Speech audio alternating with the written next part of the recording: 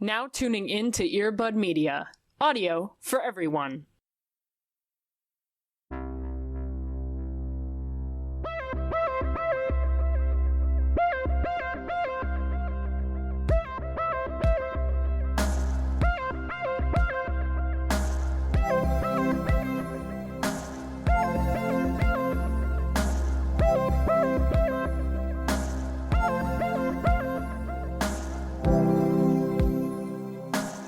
What if I just started this off with a good old, like, Bella, where the hell have you been, Loca? Is stealing that audio illegal? Can you do that? Can we make that our theme song? Yes, it's painful, but you must. I will DM that person on TikTok and be like, I will pay you. Like, I will give you money for this. It has been the only thing in my brain. Every minute of every day, that thing lives in my head rent-free. Literally, I can't escape. I cannot. Anytime that my boyfriend asks me a question, I have to pause that TikTok in my brain to be like, sorry, what? What were you saying? Where the hell have you been, Loca? Just like, Bella. It's painful. Fuck, it kills me. It's so Anyways. Welcome to Into Twilight. We are joined by a fantastic laugh that you hear this week. And I'm so glad that we have the amazing guest of Rachel joining us this week. Pew, pew, pew. Thank you so much for coming into the space, Rachel. Welcome to the shit show. Thank you so much. This is just the vibe I needed to get through the rest of the week. It really is like a little hump day treat, huh? Mm-hmm. Just a little bit of chaos to kind of like sprinkle into your week. We're able to bring that for you. That's what we do best. It's true. It's true.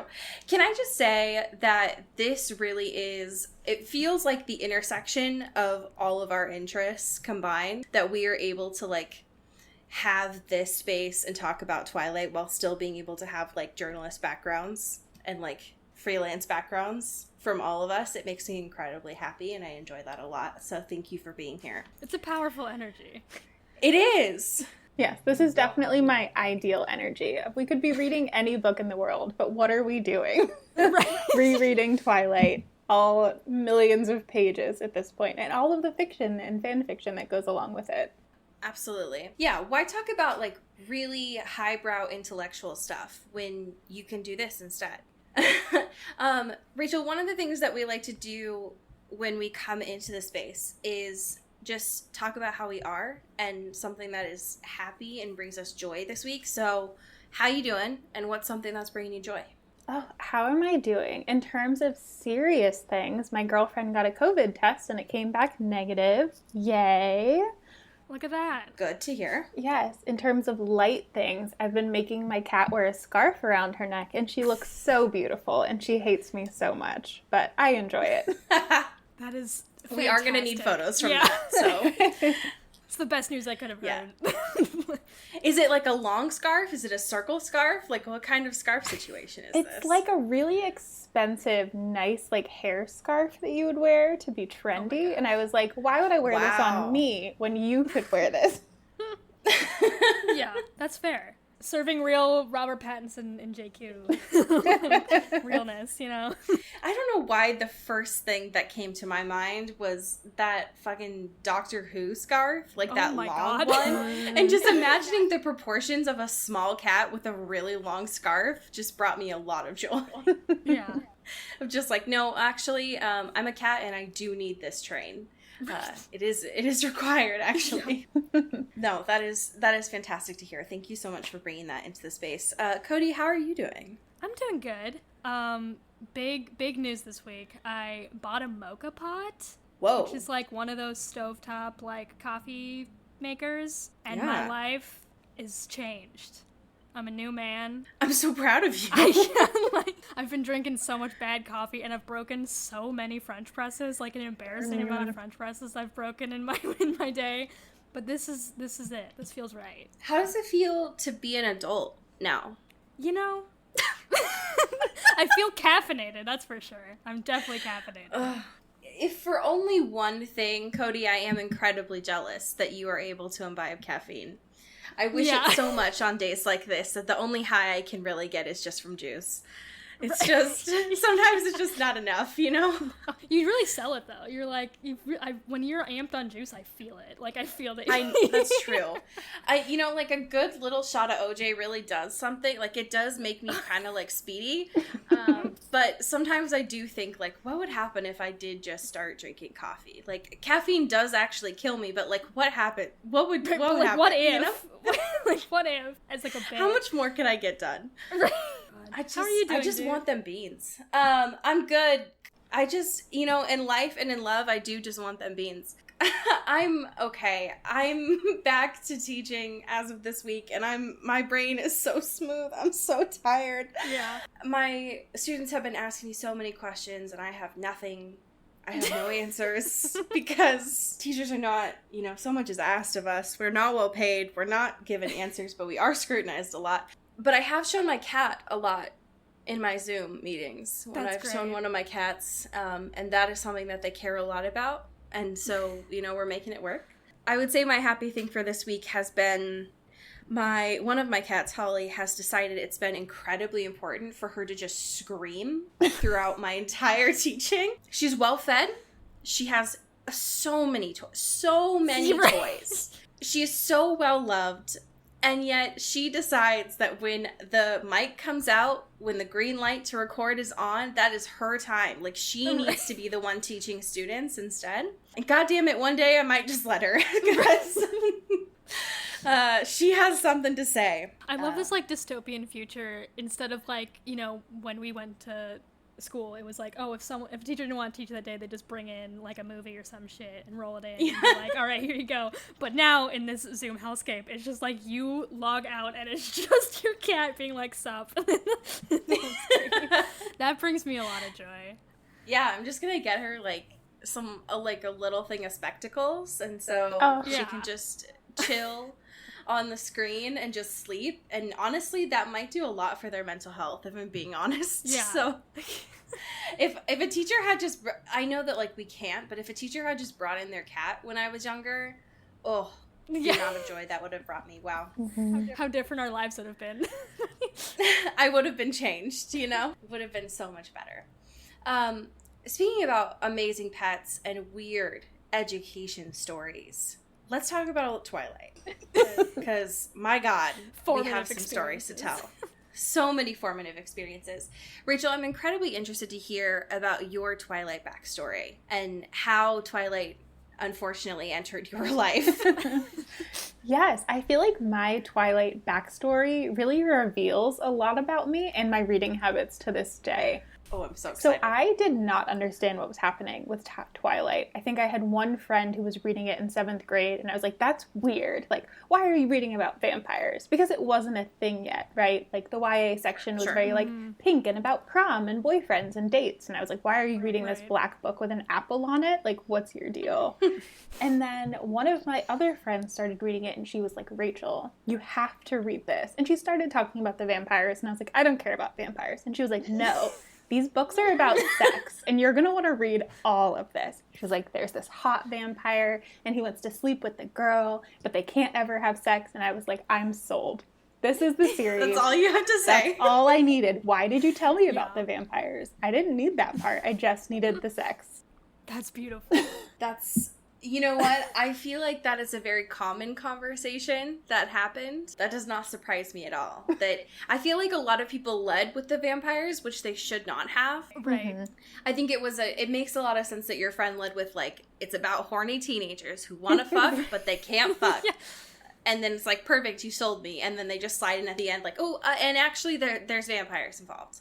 Mm-hmm. So that makes a lot of sense. How ironic is that is like the pitch for that book series, basically, when you're like a horny teen, but like that is the exact opposite of what Stephanie Meyer ever could have wanted. Yeah, and for real. Fucking like, but that is how everyone gets into it, because it's like, oh well, it's kind of sexy. Mm-hmm. So it's so sexy, even though there's never really any sex. When I was rereading it this time, I was shocked when I got to Breaking Dawn, and it was the only one I couldn't reread. Like, I can't believe that you did this to me, that I read all of these pages and all of this boring stuff, and then there's not even any sex on the island. Right. Not on the page, not in the way that I wanted it. No. Not in the way we deserved. Mm-hmm. that's got to be one of Stephanie's biggest regrets is like she tried to make it explicitly clear with Twilight. She put a fucking apple on the cover. She quoted Genesis at the beginning. She was like, this is about religion. Yeah. And yet all of us at a teenage age were telling each other like, oh yeah, no, it's about sex. Mm-hmm. Because he's hot. It probably makes her blood boil. That's the thing. The whole time, all we hear, he's so hot. He's so beautiful. She's dying to kiss him for like 1,000 pages. What did she think was going to happen? We were going to be like, you know what? I don't want to deal with that frustration. Thank you, Stephanie Meyer. No kissing for me. Like, obviously not. Yeah, we would rather just sit with our yearning and stay horny rather than do anything about it. Yeah. God damn it. And it was Stephanie. comforting, too, because then there wasn't any, like, sex scene that made me feel weird or bad. It was just in the yearning and, like, the safety of that place of just, like, a girl who really, really wants to have sex with this guy. Yeah. Yeah, no, I think that makes a lot of sense. I think that looking back on my reading experience, I think that made a lot of sense, too, where it's like it didn't really make me step out of my uncomfortable zone in that sense of, like, sex, because I don't want to read Stephanie Meyer write sex. Like, I don't. Yeah, Nothing sounds worse. No. I don't want to read about what she thinks is, like, really hot and, like, sexy and raunchy. It was already uncomfortable in pushing boundaries, but in ways that she did not necessarily intend, so. Right. We already let E.L. James do it, so I don't want any more. I don't want anything else. Yeah. And I think the khaki skirt was pretty indicative of, like, where we were going to head. So I'm very okay with just leaving that to fan fiction. Absolutely. Right. It was just so utterly indecent, you know? It's about the yearning, people. That's amazing. What prompted you to do this reread? Was it just for Midnight Sun or was it for something else? It was mostly for Midnight Sun, but I feel like between Twilight and Animal Crossing, this has definitely been a period where everything I was obsessed with in middle school has re-arrived and been like, you know what? Yep. You don't need to do anything anymore. You don't need goals. You don't need a job. You don't need a future. Right. You just need to sit in a room and look at this one thing forever. So this was just a natural part of that for me, you know? I played hours and hours of Animal Crossing before and after school, and I also, every single day after high school, read Twilight fanfiction for hours. So we're just back there again. That makes me so intrigued about what gem that you pulled for us at the end of our episode today. Because I read the Twilight series when I was in middle school, but I did not, and I was a fan of lots of different fandoms, but I did not venture into fan fiction at all. And so it is still, after 4 years of doing this, still an incredibly new territory for me. And so being able to have someone pull this that is, like, well-versed in this area makes me very excited. Yeah. It's about time we got an expert in it. Finally. It's about time. Thank God. Oh, yes. And I had to hack into my old twilighted.net account, and then I was able to see my faves. My So God. we've got some throwbacks in here. Okay, well, hold on. Sorry. You can't just, like, say that and expect that we're gonna let that slide. You're what? Sorry? Twilighted? Do you not know about this? Go on. Oh my gosh. Okay. I think, yes, it's twilighted.net, and it still looks God. the exact same way it did when I was a kid. I can't believe the servers for that are I know. What? That's insane. And the best part is it's fan fiction, obviously, but it's, like, very well organized, and everyone made their own designs for their stories, which then seemed God. really fancy and, like, high quality, and now is horrifying of, like, these look bad. Every single one looks bad. But it's the best. It's by far the best. So I am sorry, on I'm this going. website, and this So is am I. insane. So am I. This is the scariest website I've ever seen in my entire life. It's like giving me weird ASMR. Like, I can feel the background of this website. Yeah, it's like red velvet pattern. It's like when back in the day on Twitter where you were allowed to have like a repeating photo Yes. on your profile, like in the background. I forgot about that. That's exactly what this feels like. Like that generation of. It's of just the like internet. red velvet rosebuds. Like, just down. Sorry. Sorry. There are over 215,000 members on this. What the fuck? It's intense, and it's beautiful because half of the images now have, like, photo bucket logos over them and just look Right. so No. strange. Oh, I can't wait for you to just sit with this forever. I did this for Hey, years. here's something terrifying. on this site, it has like all the members and stuff and everything. It says the newest member is someone named Ruth Best, so I hope they're living their truth. Account created today. This account was created today in the year of our Lord 2020. This is so, oh my god, Rachel, you have truly freaked my bean. This is the oldest looking website I think I've ever seen. I am gonna sign up for our show right now. Oh my god, no. So that we are the newest member. There are 5 people online right now.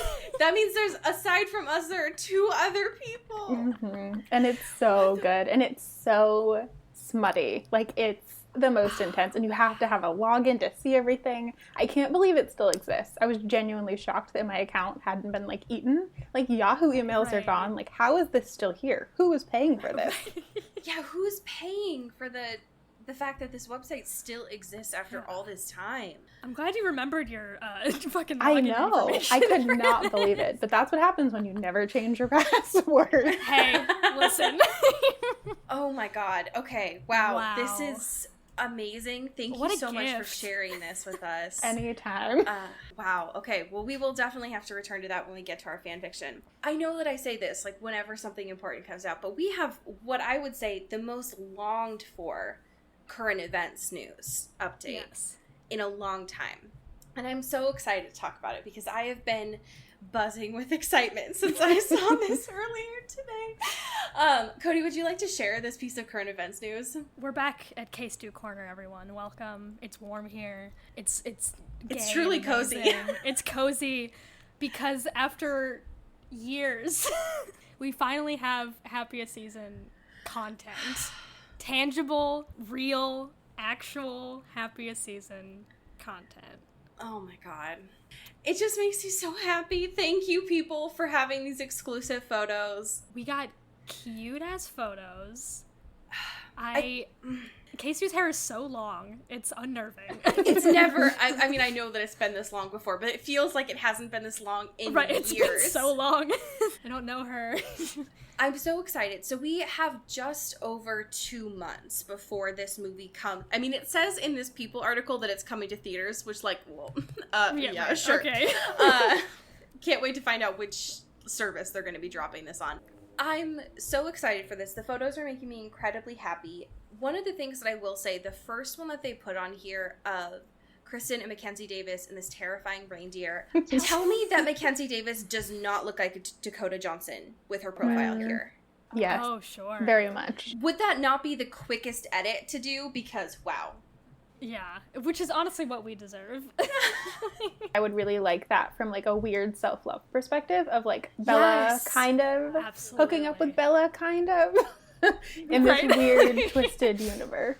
Yeah. I would love it so much. And don't get me wrong, like, I'm excited to see Mackenzie Davis in this. It's going to be great. Right. But when I first saw that profile of hers, I was like, wait a second. Yeah, hold on. Did something change and it somehow got even better? And she's so tall, and it's so beautiful. She's so tall, and it's so good. This, like, family photo, I can't stop looking at it. I've never felt happier, I don't think, than looking at this photo. Because my holidays, not as happy as this photo. So, wow. Allie, can we send this photo as our Christmas card this year? Is that can. allowed? Will we get sued? We can. We can certainly send it as our holiday card this year. I'm incredibly happy to do that. Right. Yeah. I will just be this woman in the robe, and I'll just Photoshop you over the alias guy. Yeah, you gotta Photoshop the reindeer in there and just, like, put my Oh my god! Put my angry cube on there. Okay, what the fuck is up with this reindeer? Listen, y'all are hating, but there's something about it that's really charming me. Charming? It's terrifying. Look at its eyeballs. Dead eyes are so scary to me. No, but exactly, like, it looks like it's just such a reject, you know? Like, it looks like, I don't know, like, it doesn't feel like it would have been made by any, like, actual real holiday company that was, like, actually trying to sell shit. Like, it just, like, looks like a mistake, and it's so good. It really is a misfit toy, like, and I do has, love like, it a for little upturned smile for no reason. Like, it just, none of it makes any sense. Yeah, it's the smile that makes it creepy. Like, why does this reindeer have a smile? Why is it so far from its nose? There's no teeth, so it's just like an open tan, lightly coated like smile. I love it. I'm obsessed with it. It's so haunting. I hate it so much. The one thing that I don't, I mean, all of these photos are great and I don't hate any of them. But can we talk about what looks like the movie photo between the two of them? Mm-hmm. Where K-Stu is just like cheesing up a storm and Mackenzie is looking down, because I am dying. Yeah. I can't believe the serotonin is free. Right. It's perfect. Yeah, I'm incredibly excited for It's this. my new screensaver. It's like a poster on my wall. Every time that I remember that Allison Brie and Aubrey Plaza and Dan Levy are in this too, like, like, what did we do to deserve this? Mm-hmm. And can we also talk about that this is like the only film, I feel like, where Kristen Stewart just looks like Kristen Stewart. Like when you just see her on the street, this is her energy of like, her hair's kind of greasy, it's a bunch of different colors, her jeans are kind of baggy, and she's just chilling and being gay and in love, and I really enjoy that. It's what she deserves. It is. It looks so comfortable for her. She's not in any like nasty wigs or incredibly like tight clothing. She just gets to be comfortable and happy for a cozy movie, and that's all I want to see. Gosh, it just like, it fills me with so much joy. We have a little bit more in our K-Stu corner, but it's like going from a movie space to turning to another room in our K-Stu corner to the real estate space, which we don't often have. Right. The intersection between Twilight and real estate is not often. it's a very slim sliver. It is. It is quite small. Well, this is from Stanford Arts Review, which is a website, apparently. So fancy. This is a story basically about K-Stu listing her beach home for cash, baby. Hell yeah. We get some beautiful, beautiful photos of this Malibu hideaway that K-Stu lives in. I love this house, mainly because I think that being able to see the beach every day sounds nice. Sounds like a life I would love to be able to live. I was very surprised when I saw these that they were just from like a realtor website. It definitely does not look like anything that I would have expected Kristen to live in. It's just a little bit too bland and dark, I guess. But I think it's interesting just to imagine her that she's a little like Big Little Lies beach babe. Right. I love that for her. It's a powerful energy. I can't stop looking at this kitchen though. I was just about to say that. The kitchen's wrong. It's just one shade of brown. Every cabinet and every drawer. And the doors, like, all of it is just it's haunting. I don't like it. It gives me bad energy. Something about it reminds me of, like, an old gymnasium floor. Sure. It's an interesting shade of wood.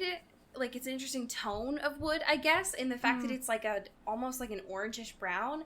And something about it reminds me a lot of, like, a basketball court or a gymnasium floor. Like, nothing that I would associate with a kitchen or, like, I don't know, high glamour, which is, like, this is an expensive house. Right. Why does the kitchen look like this? There's also a very threatening, like, either poster or, like, wall art thing of just a giant fork and a knife, like, embossed in the fucking wall.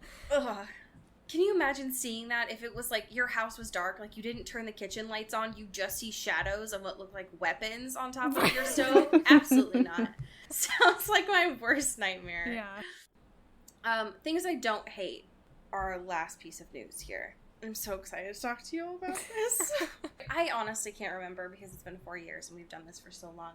If we've talked about this, if we have, maybe we need to be reminded of it. But the Cheat Sheet website came out with a article last week talking about just a reminder for all of us that Jackson Brathwaite's baseball bat skills from Twilight are all real. And I'm very happy to report that because there's a lot that we know about this man. Yeah. Mainly the one that we like to always bring up, which is that he has a actual Heinz ketchup bottle tattooed on his leg, which I will literally never forget. But knowing that was not something that was like CGI'd or faked makes me very happy. And since it's been a major talk of on TikTok right now, it's very very good to hear. Tom Cruise who? I only Stop. care about this guy doing his own stunts. Stop! Oh, Jackson, you are such an interesting character. I just... You're gonna tell me that Jackson Rathbone wouldn't just, like, jump off the Burj Khalifa or something for a movie? Like, he would for sure be in a Mission Impossible movie. Absolutely. Oh my god, of course he would. Yeah, I just love the idea that he was like, how can I spice up this scene? Like, what can I really do to make it, like, stand out? And he was like, oh yeah, I know what. I'm gonna flip this bat a couple times to make everyone real wet for me. And it's like, stop, Jackson! I got some razzle-dazzle up in here. So inappropriate. Okay, we have an audience question here before we get into our chapters this week. Would you like to read that? Yeah, this is from Elizabeth Swan, who asked, this is more of a general Midnight Sun question, but assuming none of the original cast returns, who would you cast in the movie? Oy. This is such a great question. I am going to be honest, and I'm just going to say that I don't want a Midnight Sun movie. Yeah. Because what the fuck is that? What is Right. that? But as far as cast, are any of the cast members popping out to you all about who you would add in? I feel a desire to just, like, overthrow the entire thing and make everyone completely different than they are in Twilight. Like, if we're going to do Midnight Sun, we're going to do it Sure. Yeah. radically different, especially because Edward is so depressing. I feel like we need funnier people. So, like, Bella, Absolutely. and, like, what if we had Zendaya? How would that go? It would be funnier, and she would be able to handle this a little bit lighter. Nothing against Kristen Stewart, the love of my life, but I think she could really carry this. Ooh, Absolutely. Hear me out. Lakeith Stanfield as Edward. I don't know Go why on. my brain went there, but it did, and I'm liking it. Yes. I think because he's like a broody dude in general, but like is often doing more funny things as well. But it's like, I feel like he can really channel that energy. He's done broody. He's done kind of like avant-garde. He's done kind of like That's what I'm saying. odd and interesting. And He can play in the space. That's what I'm saying. I mean, he's done Sorry to Bother You, which, like, honestly, if that's not playing into the space, I don't know what the fuck is. Right. With Zendaya, too, like, her character with MJ in the Spider-Man series is a lot like what I would imagine of this, like, I'm smart and, like, too cool for this, but, like, I am also down to clown. I think that would be very interesting. I think I would love to see it. It would make sense to me because Bella makes so many jokes in the book that we don't get. Like, there's one scene early in Twilight where she's joking with Edward and he says he's hungry or, like, it's time for them to eat or something, and she, like, panics, but, like, jokingly about, like, are you gonna eat me? Like, is it finally time? And he doesn't think it's funny, but she thinks it's hilarious. And I think Zendaya could definitely pull that out. And something about her gives off, like, very strong Virgo energy to me of, like, in her head wants things kind of orderly, and I think that she'd be able to pull that off really well. I think that's a great pairing. I would love to be able to see that. And honestly, here's the thing that I would love to have carried through from Twilight, though, is keep Catherine Hardwicke. Yes. I want it to be blue. Yes, very much Team all. Blue filter. Yes, but Yeah. everything else, I want it to be swapped and changed because it's really a different story at that point. I will say Margot Robbie would probably be fun as Rosalie. Oh my god. Could be a fun little moment. I don't know why when you said that, my first instinct was to have her either as Victoria or Jessica. Like, I went to the opposite spectrum. Right, sure. Yeah. It's like she can't be the blonde. She can't no. Gotta She mix has it to up. do something else. My first thought when you said her name was definitely Alice. I'm just thinking that she would really be able to, like, throw herself around and seem a little bit like, I feel like book Alice is definitely more jumpy, and I think she could really pull that off. Oh yeah, I love that. absolutely. I'd be really interested to see What that. if Twilight, everyone's Margot Robbie? Just she's so talented, you know? She could really just transform. Just a one-woman show.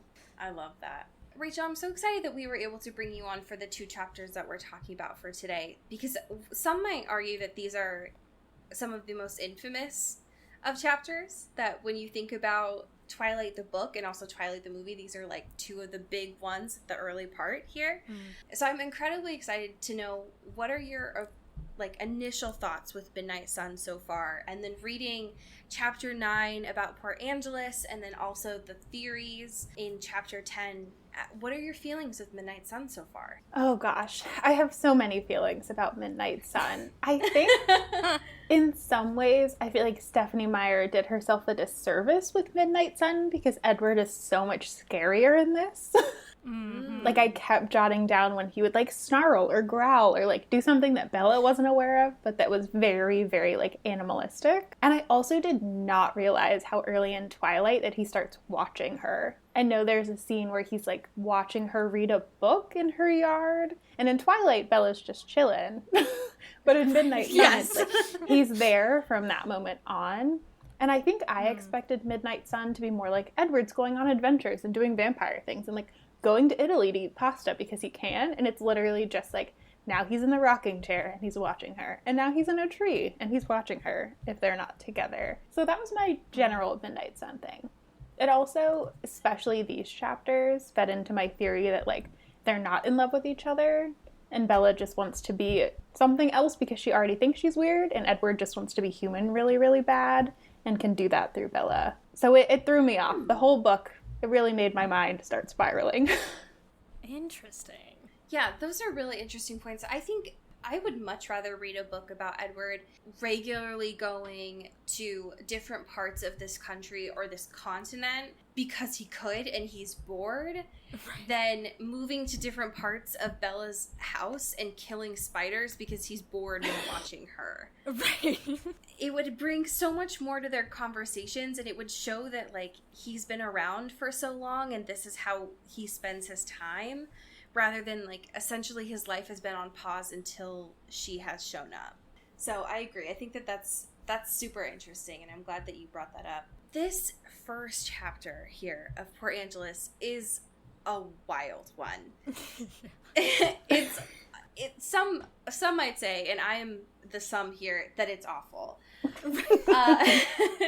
Reading Bella's, like, almost assault and, like, being roughed around by these guys was not a pleasant experience to, like, revisit by any sense of the word. Yeah. And just the fact that, like, the whole time that Edward is on his way there, he's like, I'm not gonna do it. I'm not gonna do it, girl. And then he is just he's just there. I hate it so much. Yeah, it's the worst. And even too when, like, they're, like, trying on, like, the dresses and stuff, and he's, like, kind of, like, watching it on stuff. It's just, like, so fucking creepy, where he's just like, oh, well, I was tired of, like, Jessica's brain, so I, like, went over to Angela's, but she was changing, so I gave her some privacy. It's like, motherfucker, shut up. Like I hate you so much. I hate it. I hate it so much. And the fact that he's continuing to, like, justify his actions. He's like, oh yeah, well, like, I'm just here to make sure that Bella's safe. I'm just here.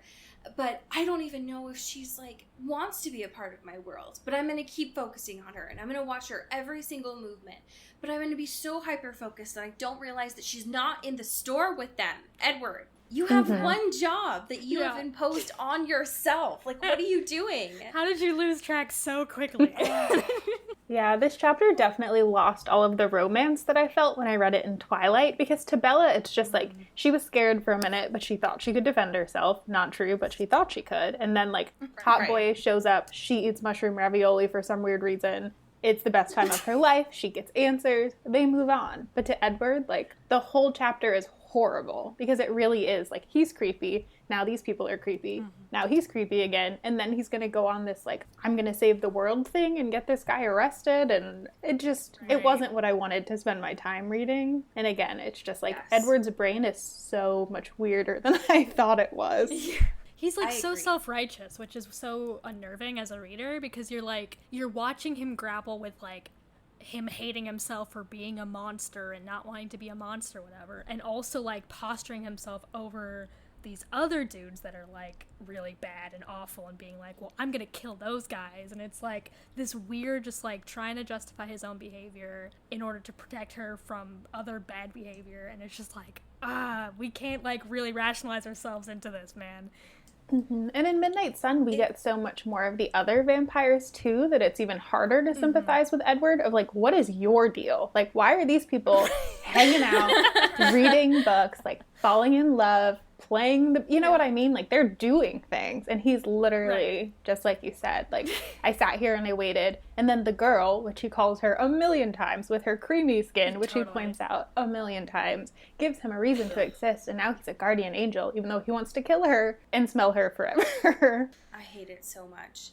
The thing that really fucked me up about, I mean, there's literally so much, but one of the things that really messed me up about this is when Edward he like hears those voices, because he's like the bad guys, like, and Larry and whatever is the other guys, and he starts to like recount his like vigilante days, and he's like, they were all bad, but like I only killed for specific reasons, and like I would never have done it if I didn't have a choice.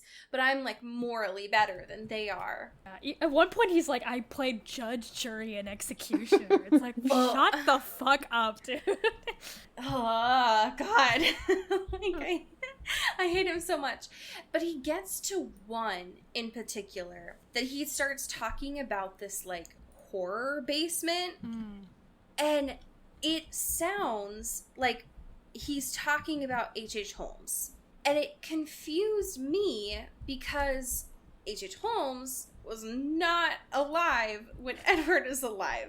And so I got very confused. It's on page 180 when he's like, this was like the worst guy I'd ever come across, and I was so close to like crossing the line, but like I killed him. But it would have gone differently if his victims had not been in that basement of horrors. And it's like, sir, hey. H.H. Holmes had that. He was also in Chicago, which I know is where you are from, Edward, and you were probably there during that time. But like, H.H. Holmes dead before the 1900s. So what are you talking about? Who is that? Is Stephanie trying to rewrite history? What is happening here? Did he go back in time and kill H.H. Holmes? Stephanie Meyer is just retconning, like, fucking history. Being like, actually, who killed H.H. Holmes and Al Capone in every fucking case was Edward Cullen. Surprise. Like, what? That I would fucking read. I would read that. That is so good. And that's the thing, is I know that a lot of people critique the Cullens because they're like, y'all are essentially all powerful. Why don't you, like, stop natural disasters and all these things? But if Stephanie is trying to retcon the fact that Edward killed H.H. Holmes, why? Like, killed a massive serial killer. Yeah. Why didn't he do it beforehand? He could literally read minds. He had a murder castle. What are you talking about? Like, I don't understand. I have so many questions, and Stephanie's not answering any of them because she doesn't have an editor for this book.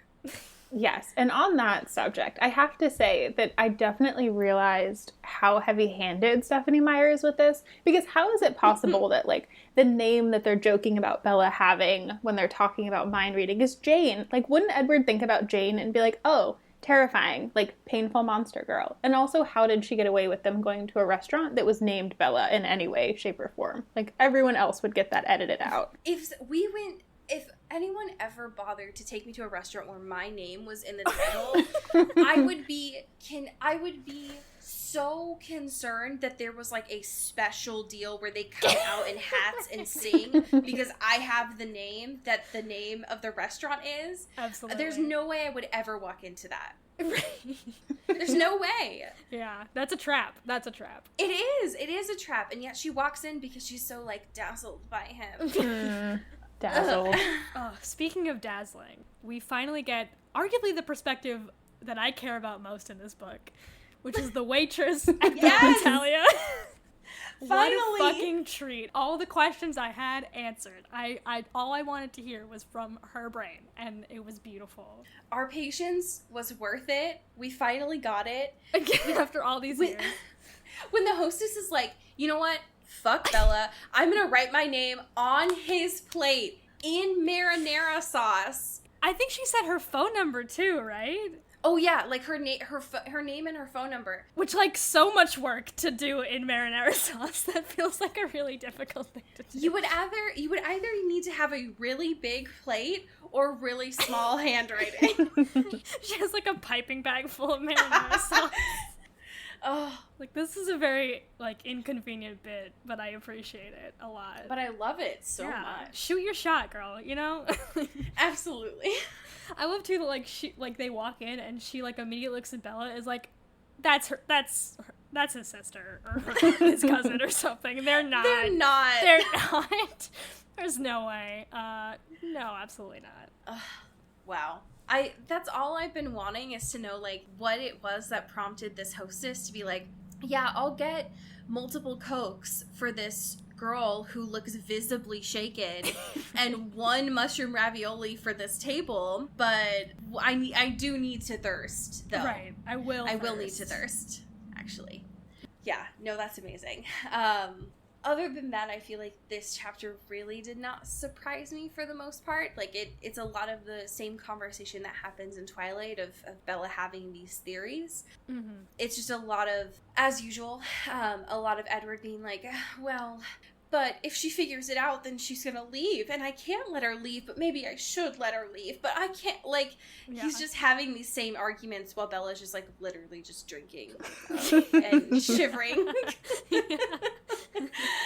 He's just, his eyes are just, like, twitching because he's having a conversation with himself, and she's just eating breadsticks and living her truth. So. Yeah, good for her. She's had a night. She deserved a couple of breadsticks and a mushroom ravioli. So I'm curious about your feelings about this next chapter, because it definitely does deviate from the theories that Bella had, like the conversation that we already knew from Twilight, and it definitely, like, veers in a, like, Criminal Minds direction. Yeah, I think with this one, again, I think I was so, like, I'm trying to think of the word. Like, I really always just thought that Edward was just this hot guy who appeared in Bella's life, and they were going to have a romance. And I feel like more and more of the chapters in Midnight Sun really proved that he's just, like, this bizarre man. Like, I really think if they had actually been able to read each other's minds, they would have realized that they were not in love at all. And they just both were, like, projecting all of these really positive feelings onto each other, instead of him just being so bizarre. He just wasn't what I expected him to be, really, in any way. And I think the whole guardian angel kind of thing that he talks himself into, while also, like, growling at her all the time, was just very strange to me. Honest to you know, God. he's going, like, 100 miles down an hour. And Bella's like, I'm gonna die. You gotta fucking relax, dude. I don't care if he is the hottest person that has ever existed. If anyone is driving that erratic and growling at me, Yeah. and just saying, like, as he did in the last chapter, just prattle on about something while I calm down, fuck that dude. Like, absolutely not. I could not get past it. Ugh. No, thank you. He definitely has the vibe of, like, well, I told you I was a bad guy. Like, I told you I had a temper, Bella. Here it is. I'm doing all of these things that you find terrifying, even though I've just told you my entire purpose now is to protect you. But I warned you, like, sorry. I hate it so much. Yep. It makes me just, like, gross. And he gives her so much shit for being, like, asking to go the speed limit on a freeway. And that so much so that she has to be like, my dad's a cop. Can you not? Like, not only was I raised just, like, by traffic laws, but, like, my dad's a cop. I hate it. And also it's like, well, you can be fine if something happens, but I will very much not be fine. So, like, maybe we can relax. And he's like, yeah, I guess I would come off unscathed and you'd be, like, dead. But, like, no biggie. Yeah. Seeing how much that he, like, freaked out when she got her hand scraped at the push, you'd think that he would have any sense of, like, taking care of her when he drives, but he just, you know what? Be He can't consistent, drive 55. man. Be consistent with your care for Bella. He hates her truck so much because he thinks it's a death trap, but he has no respect for her when he's the one actually doing the driving. Because in Breaking Dawn, You can she only gets die that in my absurd car, all right? Reading through this again of when she's trying to, like, not so subtly explain that he's a vampire and that she did research on the internet, but she doesn't give a fuck because she wants to have sex with him. It's not better the first time that you read it, and it's not better the second time that you read through it. But I appreciate Stephanie's commitment to the bit here, so that's great. The one thing that I will say that I appreciate in here is that we get to see how much Bella is inquisitive. And I feel like often in Twilight, you notice that she's incredibly observant, but she beats herself down so much that it's easy to kind of ignore it. But in this conversation, you get to see like where she's piecing everything together, that she notices his eyes change and he gets to be kind of an asshole when his eyes are darker. And so it's refreshing to see that even though he's not really crediting her for those things, like she is vocalizing them and making them known that like she knows what's going on. Right. Which is nice.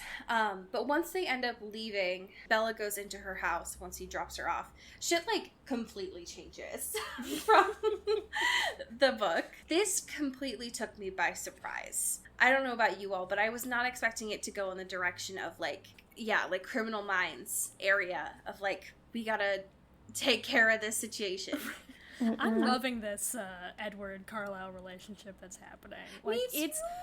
I didn't expect to be getting this much of it, and also, like, what that entails of them just being like, we're gonna, like, you know, handle shit together, because that's what we do now. And it's like, okay, interesting. I love this. I'm a fan. They're just guys being dudes. Just guys being dudes. It's better than this, you know? Just stopping fucking guys like Lanny from being murderers, I guess. Like, yeah.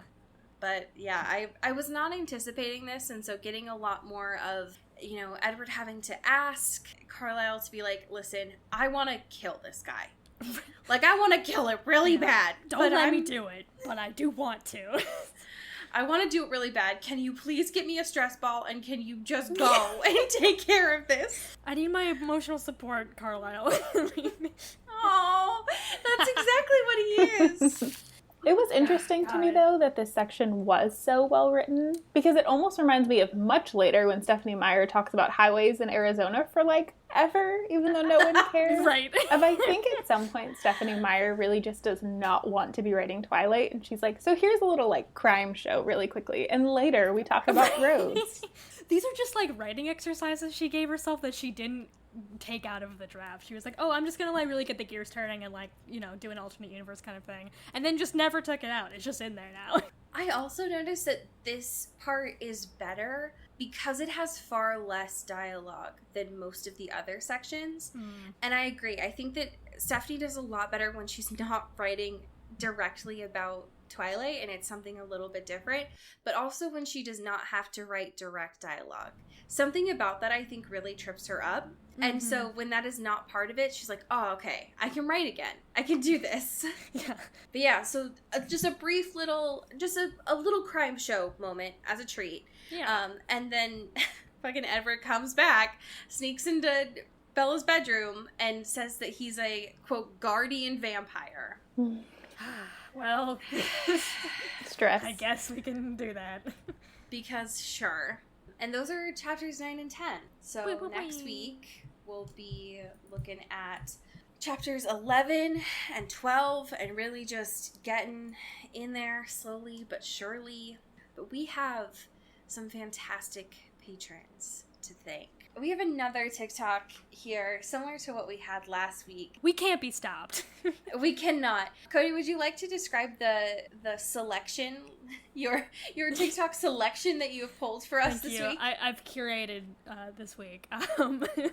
Inspired by last week, I found this one by emo_Hufflepuff. Wow. So thank you for that. Their post was, make the comment section look like the Cullen family group chat. I'm so excited. And there's some gems in here. I'm going to start us off with Elizabeth James. And Elizabeth, oh no. You are going to be, this is a text from Emmett. It says, guys, Bella really isn't that strong of a newborn. I was just having a bad day. Shout out to Jess Love. Pew, pew, pew. Who's gonna be... Guys, I kind of hope Bella dies so I can keep the baby. Rosalie. Oh my god. This is for Alexandra Black. Who is gonna be... this is from Jasper. Edward, please don't bring Bella to the house when she's on her period. I won't be able to keep it together. Shout out to Alex Dornan. Pew, pew, pew. Who's gonna be I just Googled bears near me, and the results were not the bears I was looking for. Help, Emmett. Oh, no. Shout out to Carrie Goldberg, who's gonna be... this is from Edward. It says, do you think Bella knows I can hear her fart when I'm outside her window? Oh, no. Oh, shout out Mickey Meyer. Pew, pew, pew. There's gonna be... If I killed my entire biolab, would we have to leave forks? Just speaking hypothetically, Edward. Oh, God. Shout out to Maggie Quinn. Who's gonna be... this is from Edward. Hey guys, do you believe Bella will believe me if I told her I had an adrenaline rush tomorrow at school? Shout out Katie Weber. Pew, pew, pew, pew. Who's gonna be... Guys, who stole my Debussy album? Edward. Debussy. Stop. I'm trying to forget. Shout out to Zoe Steele. This is a two-person conversation. So the first one is from Esme, who says, who took the eggs? We need them for our Italian dinner with Bella tonight. And then it says from Emmett, it has the eye and the lips and the eye. Shout out Rebecca Cullen. Who's gonna be... Jasper, can you drive tomorrow? I want to stand on the roof of the Jeep, Emmett. Stop. This is for Elizabeth Swan. Who's gonna be, this is from Edward. Emmett, for the love of God, stop thinking about the B-movie script in French class. Can't get any learning done. You can't do anything with them. Shout out Amy Taylor. Pew, pew, pew, pew. Who's gonna be wrestling match today at 10 p.m. Me versus Jasper. Winner fights Jacob in wolf form. Emmett. Oh my God. All right. Shout out to Mulch Gray. Who's gonna be... So many ones about eggs. Okay. Yeah, there's a lot of eggs in here. This one's from Emmett, who says, Edward, how did you survive the pandemic last time? No. Shout out Taylor, Brown, Town, Lautner. Yes. Who's gonna be... It's not really a message, but it's just the idea that Esme sends those minion edits that moms love. Oh my God. Which I love quite a bit. I love that. This is for Kelly Beck.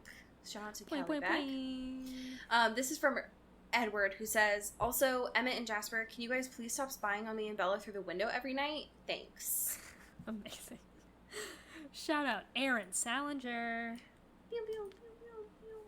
Who's gonna be... Hey everyone, can we all gather in the foyer so I can show you my new Live, Laugh, Love poster? I just think it's so unique. Esme. The disrespect. That's so mean. It's so mean. Oh, I love her. Okay, shout out to Sophia Salinger. Who's gonna be, this is from Jasper, it says, lol, Bella, sorry about that time I almost ate you. Shout out to Dana Kavanaugh. Who's gonna be... Does anyone know how to make an Italian recipe? Esme. Oh. Last but certainly not least, shout out to Catherine Hale. Who's gonna be... This is from Alice. It says, guys, emergency family meeting. I saw Edward killing Bella again. Amazing. Wow. There's some great content there, so I appreciate it. The kids these days. You love to They're see doing it. so much. The ingenuity. It brings me joy. They're doing so much. So, Rachel, I'm excited to circle back to this. What fan fiction did you bring to the space this week? Okay, so we have... From the holy site. Yes, I have an Animal Crossing Twilight fanfiction, which I did not expect to find. And I figured it was the perfect combination of my teen interests. It's on fanfiction.net, and it's by Danatrix. And it was published in November of 2010.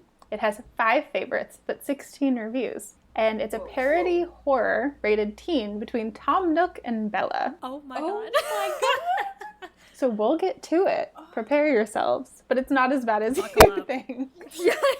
Bella woke up one morning lying on the ground in the forest. Her newborn red eyes were gleaming everywhere she looked. Something hit her in the head. It was sticks or leaves or something else. She was blind and very thirsty and very aggressive. Hi, would you like to buy a house? said a raccoon throwing sticks at her. It was very close to her, trying to be annoying. Bella stayed silent, opening her mouth and showing off her new fangs. She was wearing purple skinny jeans. She felt fast and dead. Immortal is what she is now. The raccoon was confused. Bella was walking toward it, and it wasn't scared. "My name is Tong Nook," he began. But Bella bit him in the neck, and he turned purple and fell to the ground. Why wasn't he scared? She has fangs, and what else isn't scary? The blindness went away, and she felt better. Looking at the ground, she saw what she had bitten. A raccoon in an apron with a leaf on it. She started to run back to Edward in the woods. And that's all.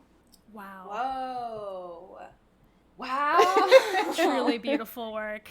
The crossover we didn't know we needed, but we did need. I can't believe that Bella is so anti-capitalism that the first thing she does in her new life is just, like, really get at Tom Nook. Right. I love it. Yeah. I love that so much. Thank you for sharing that with us. I appreciate Anytime. it. I mean, now that we know about this Twilighted space, I mean, we'll really just be digging into that good work there. It's so a whole new frontier. it really is.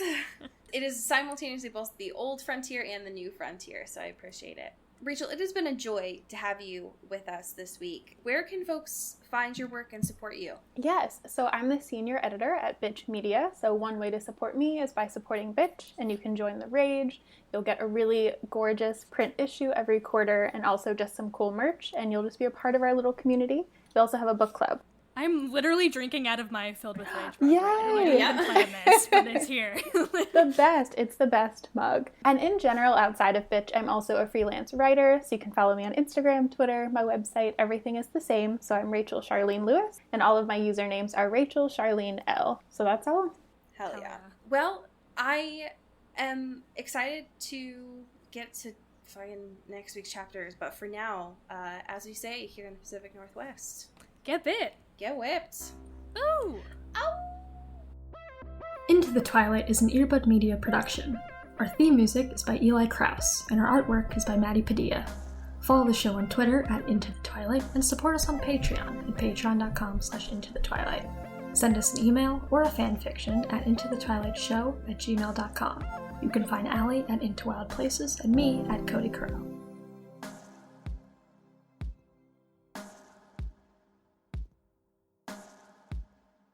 You've been listening to Earbud Media Production. Earbud Media, audio for everyone.